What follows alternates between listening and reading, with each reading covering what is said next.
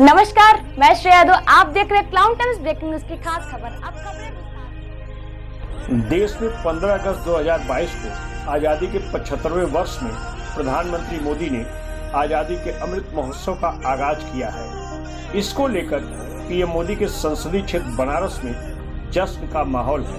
वहीं देश में एक वर्ग ऐसा भी है जो आज़ादी के इस अमृत महोत्सव को अपनी कलुषित मानसिकता के चलते जहर घोलने में जुटा है। क्लाउड टाइम्स ने इसी मुद्दे को लेकर समाज के विभिन्न वर्गों के लोगों से की राय शुमारी, जिनमें शामिल हैं वाराणसी के वात्सल्य हॉस्पिटल के प्रमुख डॉक्टर दिव्यांग पाठक और डीएवी डिग्री कॉलेज के प्रधानाचार्य सत्यदेव सिंह। देखिए क्लाउड टाइम्स के संवाददाता श्रेया यादव की खास बातचीत। इस वक्त हमारे साथ है डीएवी पीजी कॉलेज के प्राचार्य डॉक्टर सत्यदेव सिंह। इससे हम पूरी तरह से इत्तेफाक रखते हैं, क्योंकि ये जो भारत सरकार का जो एक कार्यक्रम है जो मोदी जी ने दिया है, इस कार्यक्रम के माध्यम से हम अपने आने वाली पीढ़ी या जो वर्तमान पीढ़ी है उसको हम ये जोड़ते हैं, ये बताना चाह रहे हैं कि पिछले दिनों में जब यह देश गुलाम था, कितनी परिस्थितियां खराब थीं इस देश की, कितनी बुरी परिस्थितियों में हमारे पूर्वजों ने, हमारे उन जांबाज आज़ादी के योद्धाओं ने कितना परेशानी, कितना लड़ के किस तरह से इस देश को आज़ाद कराया। तो उनकी कुर्बानियों और उनके द्वारा किए गए युद्धों के बारे में आज की पीढ़ी जाने, वो उन्हें भूल न जाए। इसके लिए आज़ादी का अमृत महोत्सव जो हम मना रहे हैं, ये आज़ादी के अमृत महोत्सव के लिए आज़ादी के अमृत महोत्सव का ही उद्देश्य है।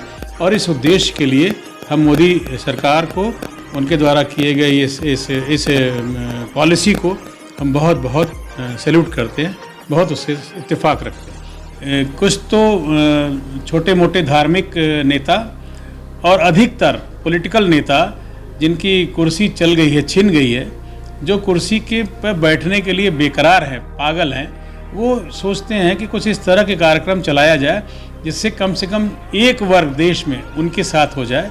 लेकिन ऐसे नफरती कार्यक्रमों से, ऐसे घिनौने कार्यक्रमों से देश की जनता उनके साथ जाने वाली नहीं है। और मैं समझता हूं कि ये इसकी जितनी निंदा की जाए उतना कम है।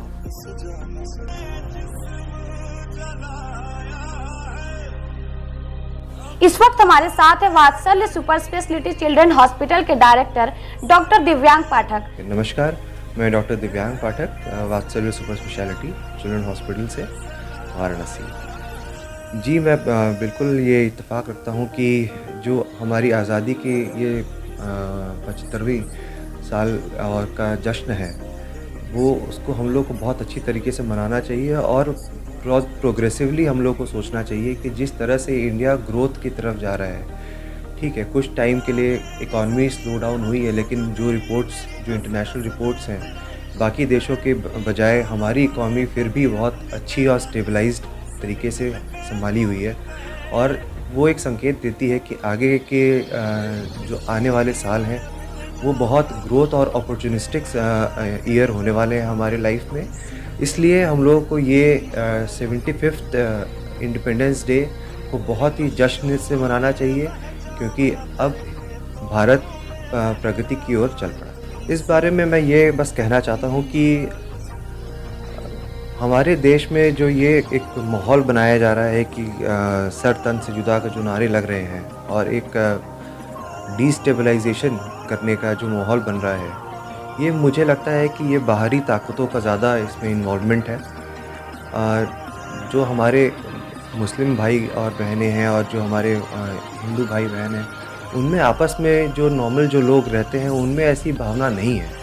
और हम लोग को ये चीज़ ध्यान रखनी चाहिए कि जो भी ये साजिश के तौर पर या बाहरी ताकतों की वजह से या कुछ ऐसे लोग वर्ग हैं जो इस तरह की चीज़ें या भारत को खुश नहीं देखना चाहते या प्रगतिशील नहीं देखना चाहते, वो इसलिए ये सारी चीज़ें करना चाहते हैं ताकि कुछ न कुछ दिक्कतें हमारे भारत में लगी रहें, क्योंकि ये बढ़ती इकॉनमी वो उनको देखी नहीं जा रही है। भारत जो इतना प्रगति कर रहा है वो उनसे देखा नहीं जा रहा है। तो हम लोगों को आपस में भाईचारा बनाए रखने के लिए आपस के लोगों पर ज़्यादा विश्वास रखना है, ना कि कोई तीसरा आके बताए कि हमको क्या करना चाहिए क्या नहीं करना चाहिए। हमको ये समझना चाहिए कि हम लोग इतने साल से सब साथ में हैं, सालों से साथ में हैं और साथ ही रहेंगे और इसमें कोई दिक्कत आने वाली नहीं है। Cloud times TV YouTube channel की खबरों को आगे भी देखने के लिए चैनल को लाइक करें, सब्सक्राइब करें, घंटी को जरूर दबाएं। क्लाउड टाइम्स की खबरों को फेसबुक पेज पर देखने के लिए पेज को